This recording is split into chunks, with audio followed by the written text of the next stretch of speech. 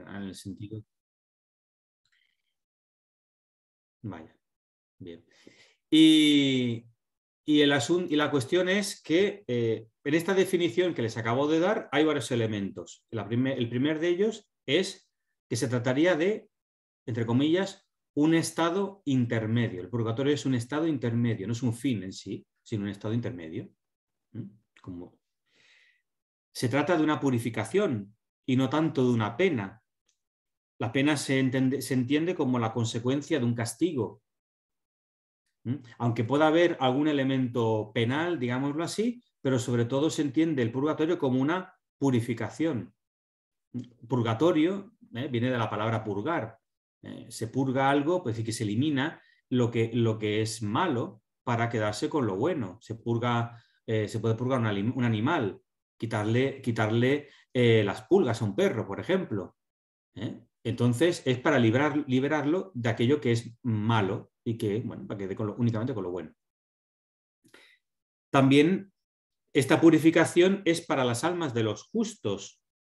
Evidentemente los reprobados son sometidos a las penas del infierno. El purgatorio es para aquellos que, digamos, van a ver a Dios cara a cara en el cielo, que ya hablaremos en el último de las charlas.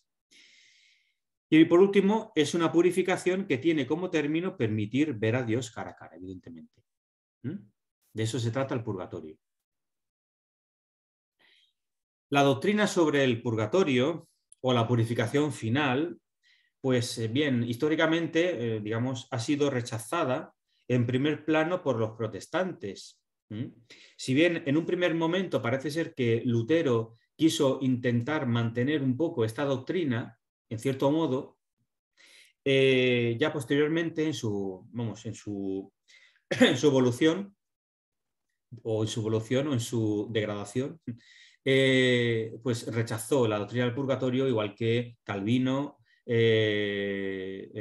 Melanchthon y todos estos, digamos, precursores o jefes o cabecillas de la herejía protestante.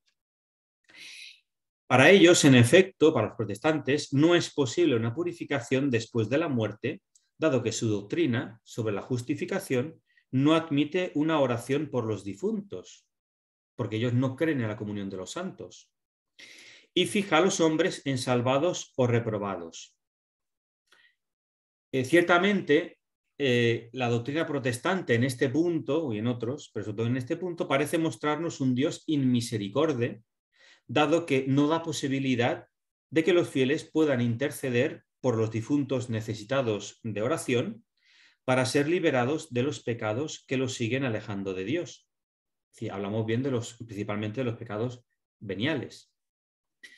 Claro, para los protestantes, sobre todo, por ejemplo, para Calvino, claro, Calvino distingue a los hombres en dos clases. Los que son ricos y, por consiguiente, son los que están justificados, ellos van al cielo. Los pobres, es decir, los que Dios reprueba, van al infierno. Esta sería un poco la división, grosso modo, del lado de Calvino. Por eso, ustedes notarán que las sociedades más fuertemente capitalistas, de un capitalismo que se ha convertido en un capitalismo radical, son sociedades que tienen una base protestante en general, pero calvinista en particular. Bien, y no solo esta cuestión del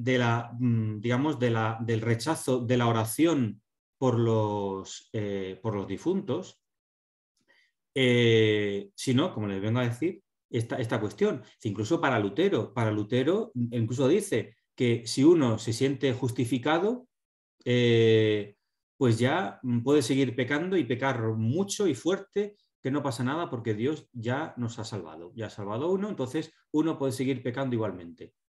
Entonces, creo que es muy hipócrita, ¿no? Porque, como decir, ¿cómo Dios puede dejar que un fiel pueda seguir pecando y además pecando gravemente? Como decir, porque es la libertad de la persona y si la persona rechaza a Dios en el sentido de que está pecando gravemente y es consciente de ello, pues bueno, digámoslo así, que no se trata necesariamente de un rechazo de Dios, es decir, yo no creo en Dios o yo rechazo a Dios, es decir, no quiero su salvación, sino es que por mis propias obras estoy rechazando a Dios. Bueno, pues eso es un camino a la reprobación, un camino a la perdición.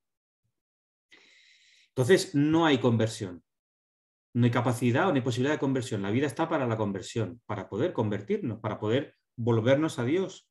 Y la Iglesia nos ofrece los sacramentos que son instituidos por Cristo precisamente para santificarnos, para ir cada vez más a Dios. Y la Iglesia ofrece el sacramento de la confesión, de la reconciliación, que es Cristo el que perdona, es Dios mismo el que perdona, precisamente para volver a levantarnos, ¿no? Bien, pues aparte de los protestantes, ¿no? Incluso en algunas herejías, ¿no? de la Edad Media, por ejemplo, también había un rechazo hacia la doctrina del purgatorio. Tengo también que decir, entre paréntesis, que los ortodoxos también creen en el purgatorio.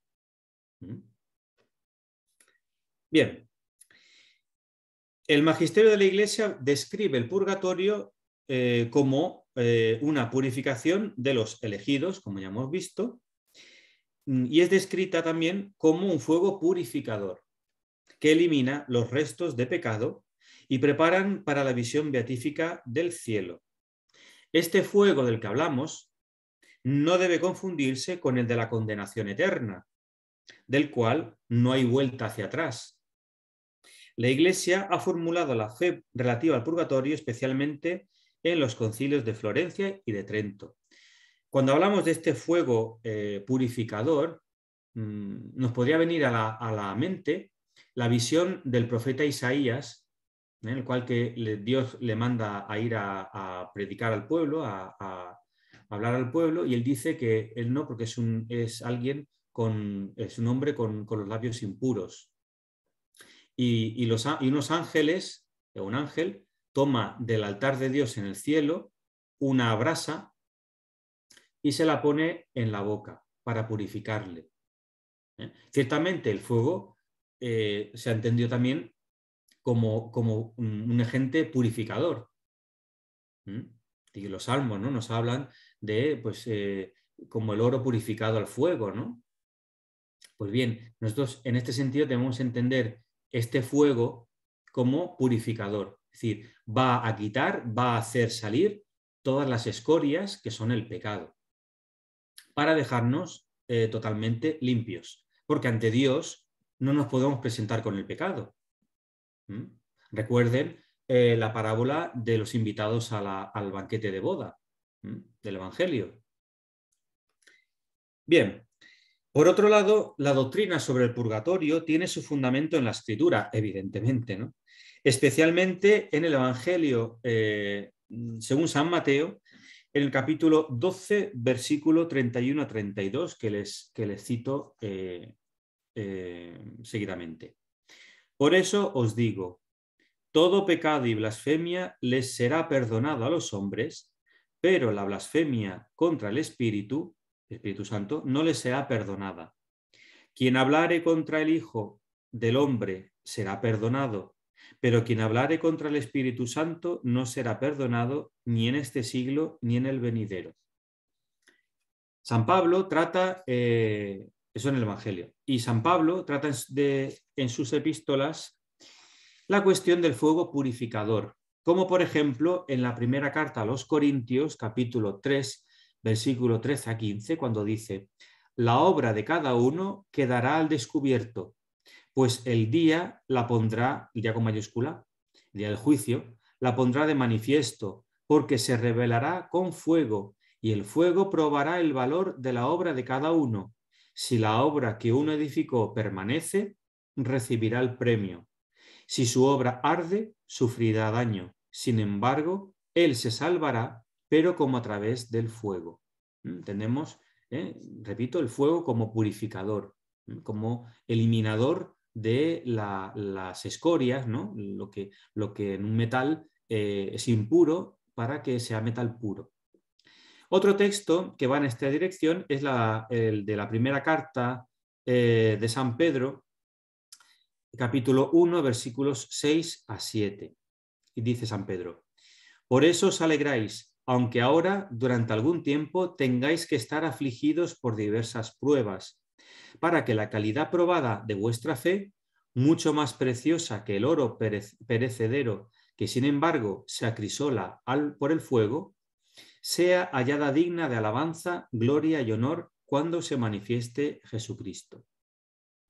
Aquí tenemos bien un testimonio de la Escritura sobre la realidad, digamos, de esa purificación a la cual todos seremos sometidos, a no ser que, bueno, pues hayamos muerto en una vida de gran santidad, vamos, sin ningún tipo de mancha de pecado, y ya pues podamos ir directamente a la visión beatífica. Bueno, pues genial, ¿no? Pero yo creo que el común de los bautizados, pues vamos a tener que pasar pues digamos, por la garita del purgatorio, ¿no? Entonces, pues bueno, pues ahí está. Y pienso que también, aparte de esto, a veces se dice, no sé si en Hispanoamérica, pero aquí en España se dice muchas veces, ¿no? Cuando una persona sufre, está sufriendo por algo, una situación familiar, una situación espiritual, de cualquier tipo, ¿no? Una cuestión de un sufrimiento que le sobreviene a la persona y lo intenta vivir con fe y con esperanza, pues muchas veces se dice, ¿no? Esta persona está pasando su purgatorio, ¿no? En vida. Es decir, esta persona está siendo probada en su fe, que es de lo que vamos a ser probados, en nuestra fe y nuestras obras, evidentemente, y está siendo probada. Y a veces se dice, ¿no? que el Señor la está probando y la está, digámoslo así, purificando ya en vida. Ciertamente. Nos podría dar un poco una imagen, ¿no? Muy vaga, ¿no? Y muy imperfecta, pero yo creo que en cierto modo va por ahí, por ese camino, ¿no? Esa purificación. Bien, estos textos de la Escritura, ¿no? Que hemos visto ahora, han servido de base para la reflexión llevada a cabo por la tradición de la Iglesia. Nos dice, por ejemplo, San Gregorio Magno en sus diálogos: respecto a ciertas faltas ligeras, es necesario creer que antes del juicio existe un fuego purificador, según lo que afirma aquel que es la verdad, al decir que si alguno ha pronunciado una blasfemia contra el Espíritu Santo, como acabamos de leer, ¿no? Este no le será perdonado ni en este siglo ni en el futuro. En esta frase podemos entender que algunas faltas pueden ser perdonadas en este siglo, pero otras en el siglo futuro. Bien. A ver. Un texto de Tertuliano, en el de Ánima, dice: hasta el más pequeño delito tendrá que expiar el alma antes de resucitar, sin que esto obste a la plenitud de la resurrección gloriosa con el cuerpo. Tertuliano es de los primeros siglos del cristianismo. Es decir, no podemos decir que lo del purgatorio es una teoría inventada en la Alta Edad Media, ¿no? Es decir, Santo Tomás es el culpable de haberse inventado el purgatorio. ¡Qué barbaridad! No, sí, Tertuliano es de los primeros siglos del cristianismo. San Ambrosio, testimonio de San Ambrosio, que nos dice en una de sus cartas: más que llorar, es necesario ayudarla. Es decir, es una carta pues sobre la familia o alguien que había perdido una persona, ¿no? Querida. Más que llorar, es necesario ayudarla con oraciones. No la entristezcas con tus lágrimas, sino encomienda más bien a Dios con oraciones su alma. Y es muy interesante, ¿no? Es decir, es verdad que nosotros humanamente nos entristecemos y lloramos en la pérdida de un ser querido, pero dice: no la entristezcas a esta persona difunta con tus lágrimas, sino encomienda más bien a Dios con oraciones su alma. O, por ejemplo, el gran San Agustín, que dice: durante el tiempo que media entre la muerte del hombre y la final resurrección, es decir, cuando el juicio final, cuando ya haya la resurrección de los cuerpos, las almas quedan retenidas en lugares recónditos, según es digna una de reposo o de castigo, conforme a lo que hubiere merecido cuando vivía en la carne. y no se puede negar que las almas de los difuntos reciben alivio por la piedad de sus parientes vivos, cuando por ellas se ofrece el sacrificio del mediador o cuando hacen limosnas en la iglesia. O bien, como último texto de nuestro querido San Isidoro de Sevilla, en su libro sobre los oficios eclesiásticos, cuando dice: ofrecer el sacrificio por el descanso de los difuntos, rogar por ellos, es una costumbre observada en el mundo entero. Por eso creemos que se trata de una costumbre enseñada por los mismos apóstoles. En efecto, la Iglesia Católica la observa en todas partes. Y si ella no creyera que se les perdonan los pecados a los fieles difuntos, no haría limosna por sus almas ni ofrecería por ellas el sacrificio a Dios. Por eso la grandísima importancia de la oración por los fieles difuntos. Y de ofrecer actos, en este caso de caridad, la limosna, por ejemplo, por el sufragio de las almas de los fieles difuntos. En los textos patrísticos que acabamos de citar, es evidente la relación entre la purificación operada en las almas y la oración de los fieles por los difuntos. Sobre este segundo elemento, en la intercesión por los difuntos, encontramos una fundamentación en las Sagradas Escrituras, el mismo Antiguo Testamento, más particularmente en el segundo libro de los Macabeos, capítulo 12, versículo 46, cuando se dice: por eso mandó Judas Macabeo hacer este sacrificio expiatorio en favor de los muertos para que quedaran liberados del pecado. En esa época ya el pueblo de Israel ya tomó conciencia de la realidad de la pervivencia del alma tras la muerte, y incluso con la esperanza de la resurrección. Claro, es muy curioso la resurrección, cuando los judíos estaban esperando pues, un Mesías que les precisamente les sacara, ¿no?, de la muerte, del Hades. Y que el justo, en este caso, en esta época de los macabeos, ¿no?, en el que se perseguía a los fieles hebreos por seguir la ley, pues ellos tenían esa fe, ¿no?, en la pervivencia del alma tras la muerte, pero sobre todo en el premio por haber muerto mártires, porque es una forma de martirio. Y el martirio, como saben ustedes, precisamente el mismo martirio nos libra, nos lava del pecado, los pecados. Los mártires, es decir, van a ver Dios cara a cara directamente, ellos no pasan por el purgatorio, los mártires, porque han muerto precisamente, su vida la han dado por la fe en Cristo. Y ciertamente que es el mayor testimonio. Bien, pues bueno, hablamos de todo esto.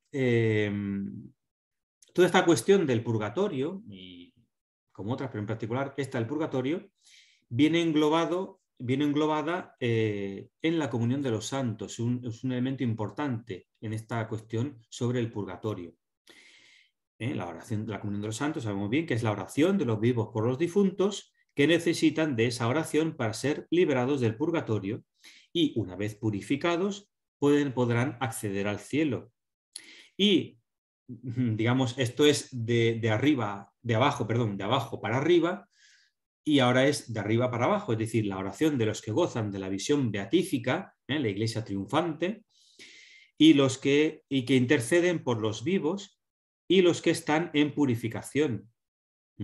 Y por último, la oración de los que son purificados por el fuego que les libra de toda escoria de pecado e interceden por los vivos. También tiene esa capacidad, digamos, de interceder por nosotros al mismo tiempo. Es decir, y ahí hablamos realmente de una verdadera comunión. Pero la comunión, es decir, es compartir los bienes los unos con los otros, los bienes espirituales, evidentemente, los unos con los otros. Bien, A pesar de haber definido el purgatorio más como un fuego purificador que una pena, para distinguirlo del infierno, cabe señalar que en cierto modo se trata de una pena o de unos sufrimientos. Ahí hay un elemento de sufrimiento.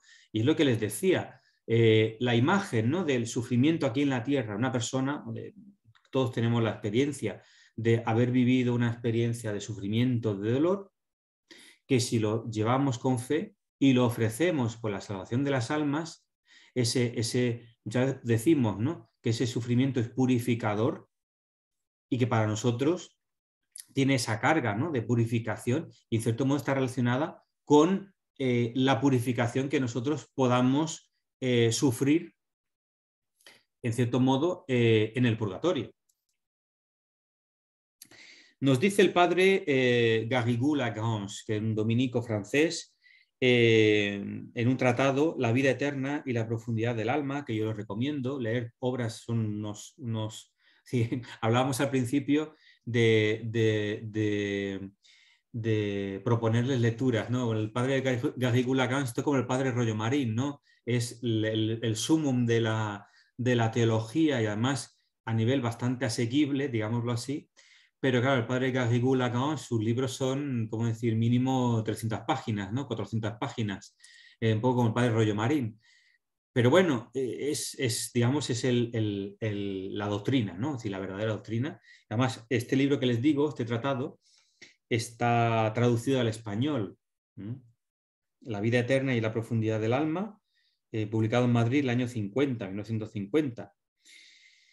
Y dice: desde que el alma justa está separada del cuerpo, según el orden radical de su vida, debería ver a Dios, si no fuesen obstáculo las culpas no expiadas, por lo que experimenta un hambre insaciable de Dios. Y como veremos, es la misma, digamos, es la situación del reprobado, del damnado. El damnado, no así, sino que naturalmente él está llevado al deseo de Dios, naturalmente, digámoslo así, o sobrenaturalmente. Pero al mismo tiempo, el damnado rechaza a Dios, con lo cual hay como una ruptura, hay como una escisión constante. Y ese es el dolor, el grandísimo dolor que tiene el damnado. Es decir, porque hay una rotura interna absoluta, y no es simplemente de un tiempo, es para siempre, es decir, para toda la eternidad. Y toda la eternidad no tiene una duración, toda la eternidad es la eternidad, que nosotros no podemos imaginárnosla. Bien, pues el purgado o el purgante pues se encuentra con esta situación, ¿no? Comprende más sin comparación que en la vida eterna, que en la vida terrena, que su voluntad es de una profundidad sin límites y que Dios solo, visto cara a cara, puede colmarla y atraerla irresistiblemente. Desde entonces siente vivísimamente el vacío inmenso que produce en ella la privación de Dios, vacío que la hace más ávida del bien supremo. Hay pues en las almas del purgatorio un deseo muy intenso de Dios que supera con mucho el deseo natural de ver a Dios, porque es un deseo sobrenatural, como ahora diré, que se da en la vida presente en muchos hombres, deseo natural, es decir, en el hombre llevado por su propia razón, que puede conocer la existencia de Dios. Y del que habla Santo Tomás. Bien. El deseo del que ahora hablamos, a que me refiero ya ahora, que se refiere el padre Garrigou Lagrange, es un deseo sobrenatural que procede de la esperanza infusa. En el hombre hay ese deseo natural de Dios, llevado por su razón, y en este caso es sobrenatural porque es imbuido, es llevado por la esperanza infusa, que es un don, y también de la caridad infusa. Es un deseo eficaz que será infaliblemente satisfecho, pero más tarde. Y continúa el padre Garrigou Lagrange. Ha llegado la hora de ver a Dios, pero Dios, a causa de las culpas no expiadas, niega su visión por un tiempo más o menos largo. Entendámoslo bien. Esto no son 5 días, 3 meses, 8 años, ¿no? ¿Quién sabe lo que es? Comparado con la eternidad, evidentemente, ¿no? Se ha buscado uno a sí mismo en vez de buscarle a él, y ahora no se le encuentra. y esta expresión última me parece genial, el padre Garrigou-Lagrange, cuando dice, se ha buscado uno a sí mismo en la vida, durante la vida terrestre, se ha buscado a uno a sí mismo en vez de buscarle a él, a Dios, y ahora no se le encuentra. Pero no quiere decir que no esté, es decir, está, pero como decir, pero no se deja encontrar. Es decir, hay ese sufrimiento, tiene que ser una purificación para realmente el alma pueda llegar a ese momento en el cual única y exclusivamente desea a Dios. Entonces haya dejado todo deseo mundano, todo el pecado, que es eso, desaparezca y sea todo tan purgado por ese amor incandescente de Dios, incandescente, es decir, que purifique, que arda en el alma completamente y que le haga desear a Dios de manera absoluta y definitiva. Entonces, ese será el momento en el que el alma habrá purgado y ya podrá contemplar a Dios cara a cara. Bien, como venimos diciendo, no se trata de penas al estilo de las penas de los condenados al fuego eterno, pues son penas eternas, ¿no? Aquí son penas temporales, como digo. Como nos dice Santa Caterina de Génova en su tratado del Purgatorio, que también está en español, traducido en el año 46, dice, como las almas del purgatorio, ella tenía visiones, ¿no? Es decir, Dios le concedió el don de la visión del purgatorio, como el del infierno, así como otras, de Santa Teresa, por ejemplo, que tuvo una fuerte visión del infierno. Como las almas del purgatorio, y ahí ella vio a Lutero ardiendo, Santa Teresa, creo que fue Santa Teresa o no sé quién fue, pero una santa que tuvo una visión del infierno vio a Lutero ardiendo. Bueno, pues dice Santa Catalina de Génova, como las almas del purgatorio están exentas de la culpa del pecado, en adelante es la pena el único impedimento que se opone a la satisfacción de su instinto beatífico, perdón. Y como ven que no hay más que esta débil barrera que les impide ir a ver a Dios, este conocimiento enciende en ellos, o en ellas, las almas, un fuego que las devora, como estoy diciendo. Sin embargo, su estado es diferente del de los condenados, puesto que si ellas sufren pena, están exentas de la culpa que hace a los condenados para siempre criminales y obliga a Dios a sustraerles su bondad, lo que les reduce al estado de desesperación y los fija en una voluntad perversa enteramente opuesta a la voluntad divina. Esto sería lo de los condenados y no es la de los purgantes, digámoslo así. Bien, para acabar, bueno, pues hemos visto lo que es el purgatorio, las penas del purgatorio, que es un proceso, digámoslo así, de purificación del alma que se orienta a ver a Dios cara a cara. Dios no se le puede ver teniendo, digámoslo así, en su bagaje ningún tipo de resto de pecado. Les recuerdo otra vez, ¿no? Es decir, esta imagen del profeta Isaías, ¿no? Esa purificación con unos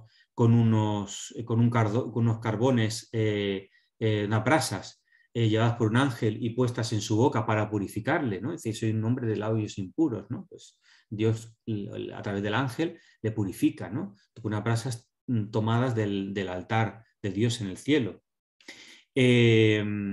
También el hecho de la Virgen Santísima, purísima como ella es, por eso fue asunta al cielo, porque en ella no había pecado ninguno, ni la más remota mancha.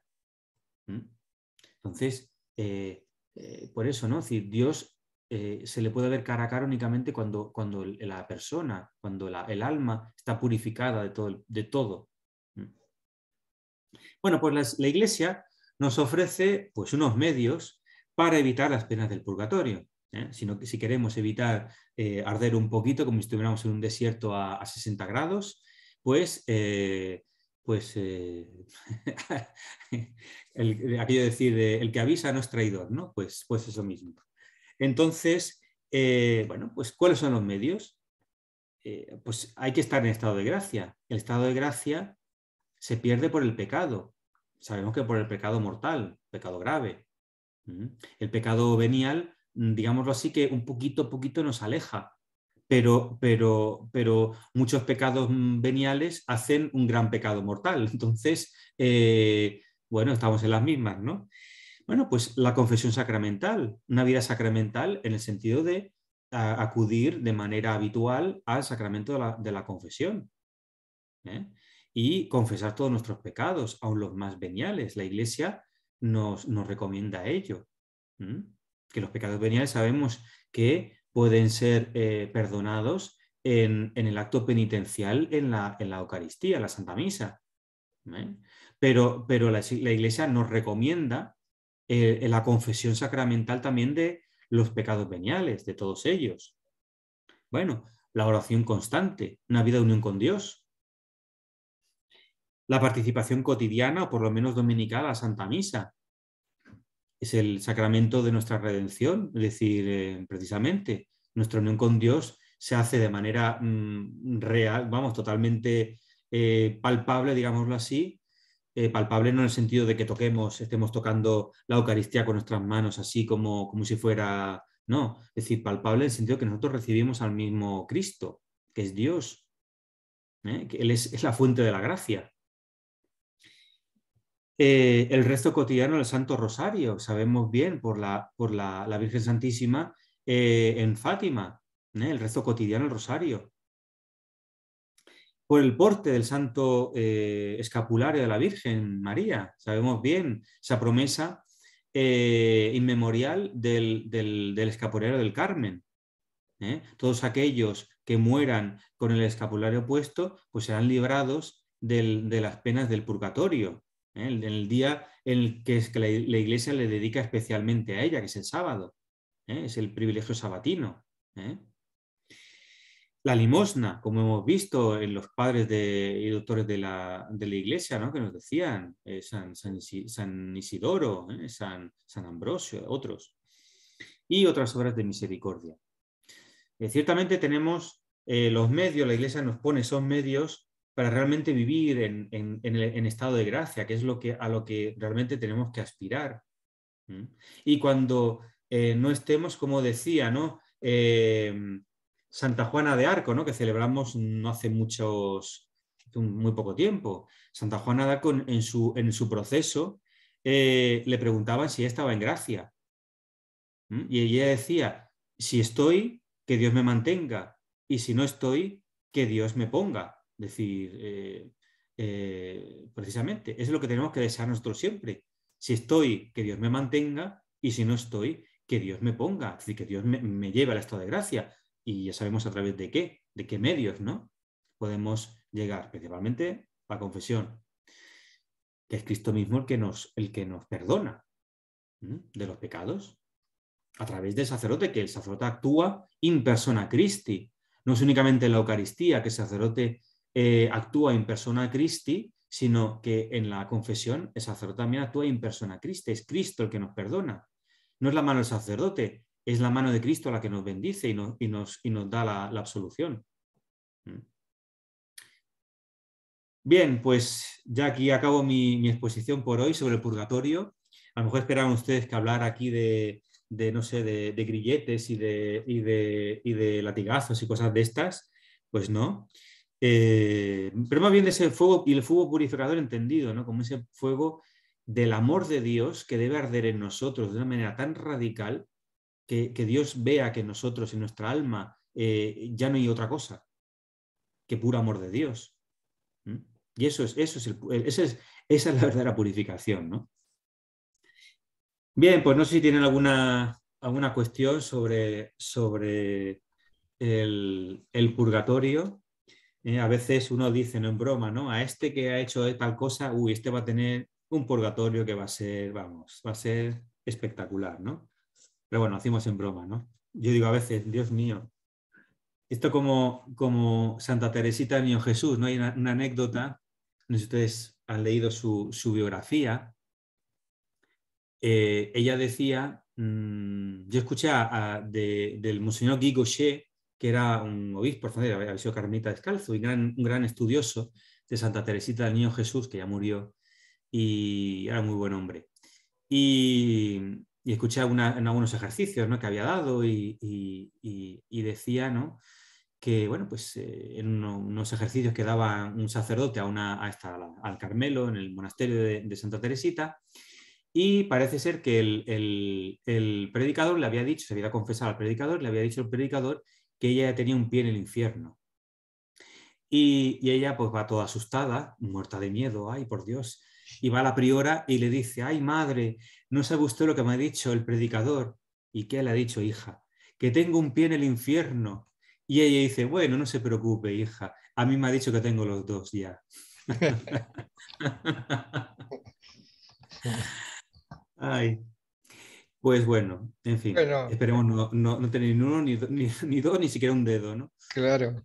Bueno, pues creo que hay una pregunta. Claro, ahí si le puedes, hay una pregunta que dice Docete Omnes, no sé cómo es tu nombre, pero bueno, muchas gracias por compartir su conocimiento. Recuerdo un realto que un cura había muerto un viernes y una monja pidió por él. Se le apareció el lunes y había dicho que nos portemos bien porque había pasado más de 80 años en el purgatorio y solo había pasado un fin de semana. ¿Hay un dato certero sobre el tiempo que se pasa en el purgatorio?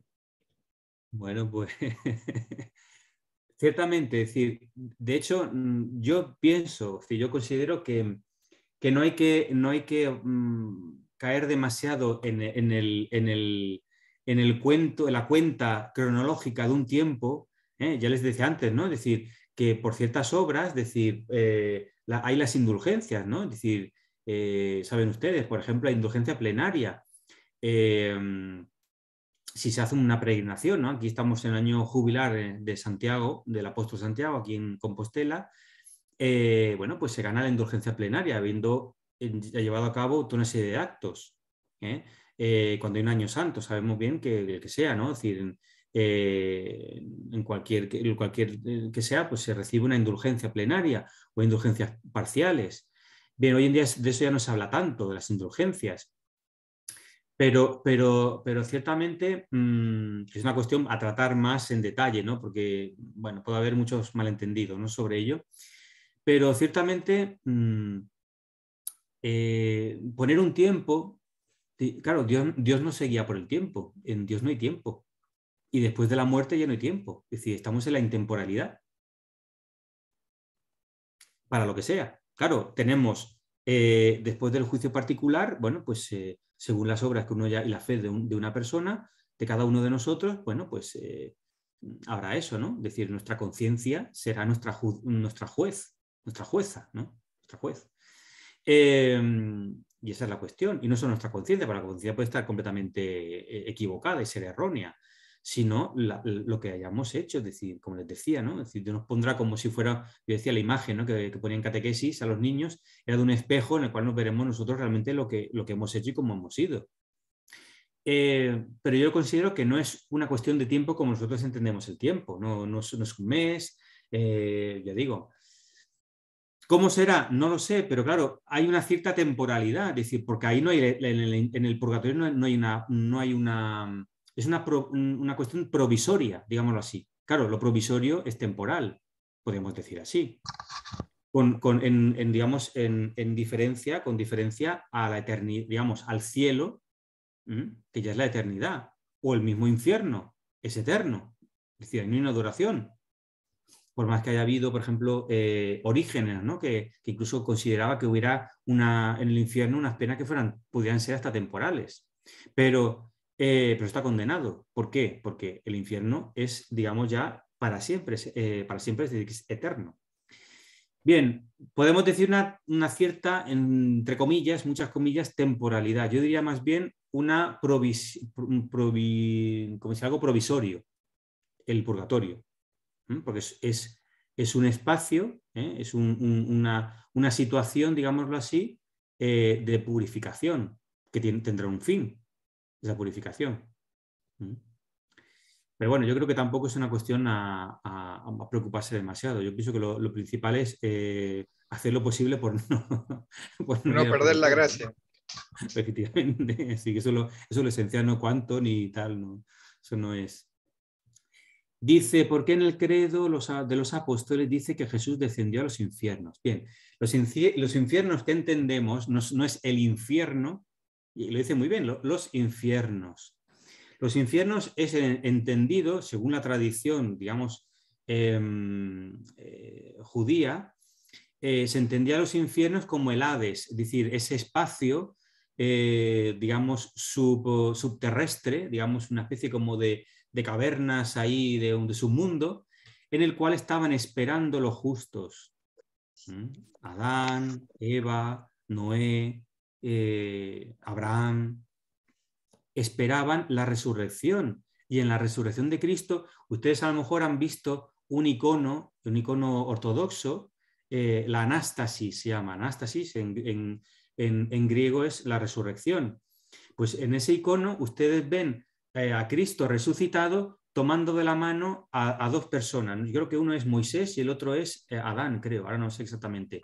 Pero precisamente los está sacando de los infiernos, que los infiernos no es el infierno, porque Cristo no va a sacar a nadie del infierno, evidentemente. Entonces, de los infiernos, es decir, ellos estaban a la espera. Precisamente eso lo veremos en la última charla. Sí, estaban a la espera de la resurrección de Cristo para poder entrar en la gloria de los justos. Entonces, por eso dice el credo apostólico, habla de que Cristo, Jesús, bajó a los infiernos, descendió a los infiernos, pero ese descenso fue precisamente para sacar de él a todas las almas de los justos, precisamente con la resurrección. Bien, Sandra tenía una pregunta. Sí. Hay un libro que habla del purgatorio de María Sigma.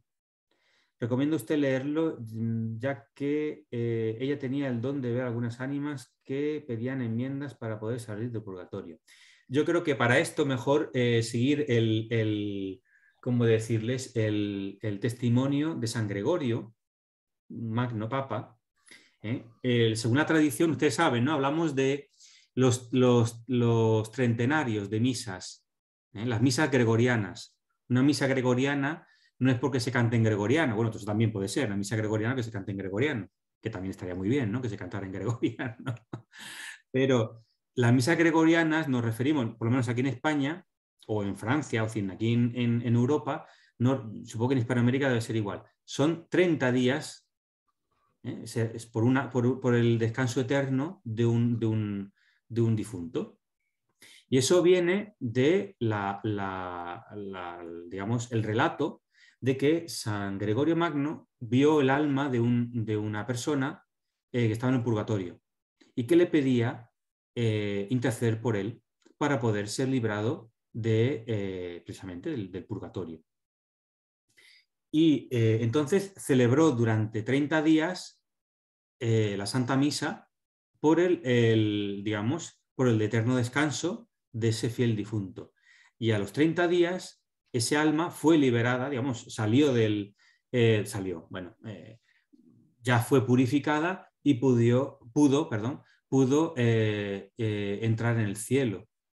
Entonces, en la Iglesia se ha mantenido esa tradición de las misas gregorianas, llamadas así por el Papa San Gregorio, también el canto gregoriano también por San Gregorio, pero las misas gregorianas en ese sentido, que se celebran durante 30 días consecutivos. Es verdad que la praxis ahora es que si por una cuestión, una obligación mayor, no se pueden celebrar de manera consecutiva, lo que sí que se pide es que se celebren las 30, aunque sean de manera discontinua, pero que se celebren, ¿no? Bueno, es una costumbre, aquí en España aún se sigue manteniendo un poco eso. En fin, pero yo personalmente prefiero por ese lado que, digamos, visiones que, bueno, yo ahí no entro en juzgar si son realmente aceptables o no, yo ahí no entro. Pero digo, yo prefiero el testimonio de los santos, ¿no? Que es un poquito más fiable, ¿no? Aunque no quiero decir que esta señora pues no tuviera visiones y ver almas del purgatorio. Y ahí no lo niego, ¿no? Pero tampoco lo afirmo. Exacto. Dice, sabemos y esperamos la resurrección de los muertos, donde recuperemos nuestros cuerpos en gloria. Entiendo que ocupando y tiempo y espacio de cierto modo. ¿Nos podría explicar, por favor, Fray Jordi, qué espera la doctrina de nuestra Iglesia que pasen las almas y cuerpos de ese momento final de las almas del purgatorio en el cielo? Bueno, pues si tiene un poquito de paciencia, pues de eso hablaremos dentro de 2 semanas. Hablaremos del juicio final y del cielo. Entonces, para no alargarnos demasiado, pues si me permite, pues dejamos esta cuestión, Claudia, dejamos esta cuestión para dentro de 2 semanas, sobre esta cuestión, ¿no?, de las almas, es decir, en el momento de la resurrección de los cuerpos, en la segunda venida de Cristo gloriosa. Bueno, pues veremos para eso. Sandra tenía una pregunta, la última. Sí, gracias. Buenos días. Aquí les cuento que estoy en Las Vegas, 112 grados. Cuenta hoy hablando de desiertos, padre. Bueno, ¿verdad? es un gusto saludarlos. Básicamente son 4 cosas, padre, que es: una amiga se casó de España, fue a la luna de miel en Capadocia. Y muy contenta, pues yo le vi las fotos y le dije que hermosas, que me encantaría conocer en algún momento. Y ella dijo, sí, estaba la iglesia, la primera iglesia cristiana de Santa Sofía. Que era la iglesia primera cristiana y ahora es una mezquita. Y yo, sí, de Santa Sofía. Entonces yo quería como seguir hablando, pero ella solo le interesó que era la primera iglesia cristiana. Padre, es la de Santa Sofía, que con sus hijas fue mártir. Quería pues verificar eso. Lo otro, para las almas del purgatorio hay un sufragio que es el Perpetua. Cuando ofrecemos ese sufragio son los primeros viernes de cada mes y digamos que es algo para toda la vida. De eso se trata, padre, como para curarnos en salud, porque yo lo recomiendo mucho. De pronto, porque a veces no hay los días de las misas que queremos, o no hemos ofrecido las misas gregorianas, o si nuestros familiares ya están en el cielo, igual pienso que debemos seguir pues rezando por ellos y bueno, ¿cierto? Lo otro también, padre, es que el purgatorio bueno, sirve para purificarnos, y nos purificarnos realmente es con lo que no fuimos capaces como de ofrecer, por ejemplo, por decir la gula, si no pudimos con ella, aunque la gula es un pecado capital, y digamos que si nos confesamos y todo, pero no la ofrecimos bien, con eso es que, digamos, recibimos una especie de purificación. Y la diferencia con el infierno, creo, lo he entendido, es que se vive infernalmente con los miedos, como decir miedo a las culebras, a los bichos, al miedo mayor. Básicamente sería eso, padre, como verificar esas cosas. Me da un gusto saludarlo. Espero que todo esté bien con usted, con sus compañeros. Lo recomiendo mucho, no se ha olvidado. Y gracias, Ricardo, por esta invitación. Feliz y bendecido día para todos. Muchas gracias. Vamos a ver, por partes. Santa Sofía de Constantinopla, la basílica, o la antigua basílica de Santa Sofía de Constantinopla, pues Santa Sofía, por lo que yo sé, está dedicada a la santa sabiduría de Dios. Sofía es sabiduría. Entonces no se refiere tanto a una mártir, sino a la digamos, sabiduría divina de Dios. Y es verdad que sí, durante un tiempo, en el gobierno de Atatürk, ¿no?, el padre de digamos, de la Turquía moderna, había sido una mezquita, fue, digamos, secularizada, se convirtió en un museo, y ahora con Erdogan, Tarik Erdogan, pues Turquía está en un movimiento de islamización porque ciertamente era un país supuestamente, bueno, en principio con una constitución laica, es decir, que el Estado no reconocía ninguna religión a priori, y con el gobierno actual, que ya, bueno, el actual ya dura un cierto tiempo, para que vean lo que es una democracia en ciertos países, pues ciertamente ha vuelto, o digamos, hay una islamización constante, y manifestada de la manera más bochornosa, digámoslo así, con la reutilización de Santa Sofía como una mezquita. Sobre todo, porque como ustedes bien saben, siguen existiendo, siguen habiendo toda una serie de mosaicos que representan a Cristo y a la Virgen, ¿no? Y a los santos. En fin, esto es por la primera cuestión. Vamos a ver, yo he perdido un poco el hilo ya de las preguntas. Casi ya me... El sufragio perpetuo, el Sí. purgatorio, el infierno Bien. con los miedos y el purgatorio con los... Sí, es decir, las penas del purgatorio, como decía, en cierto modo tienen un aspecto de pena, pero pena en el sentido no pena privativa o pena punitiva, como puede ser las penas del infierno, que además son eternas, esas penas. Entendemos bien el purgatorio como una purificación y en cierto modo de ver una pena también. Bueno, uno ha cometido los pecados, esos pecados se mantienen, digamos, no han sido perdonados, bueno, pues hay que, digamos, enmendarse de alguna manera. Entonces hay esa purificación que decía que es más bien pues ese fuego interior de amor de Dios que digamos, sea lo que quede, ¿no? Es decir, que realmente nos purifique interiormente. Bueno, el sufragio perpetuo, es decir, por las almas, una persona que ha muerto, bueno, nosotros no sabemos si está en el cielo o no esa persona, si podemos creerlo por la fe, ciertamente. Porque, bueno, pues un alma no va a estar eternamente en el purgatorio, evidentemente, ¿no? Es decir, uno puede tener cierta, no sé, yo tengo una experiencia personal con un hermano de comunidad que murió y esa persona, bueno, pues había vivido una vida que no era demasiado, digamos así, ejemplar. Y siempre quedó en mí esa especie como de dolor, en cierto modo, porque esa persona había muerto de una manera, bueno, pues sin los sacramentos y realmente y sin poder recibirlo, ¿no? Digamos, de manera accidental. Y un poco con esa aprehensión de que esa persona estaría aún en el purgatorio, es decir, que no podría estar gozando de la visión de Dios, en cierto modo. Y no es que tuviera una visión ni nada, sino simplemente una cierta aprehensión interior. Y al cabo del tiempo de orar por esa persona y, bueno, pues pedir sufragios por esa persona, por ese hermano, por ese religioso, al cabo del tiempo yo sentir, yo no digo místicamente ni nada por el estilo, pero decir, tener cierto pensamiento de que esa persona ya estaba gozando de la visión de Dios.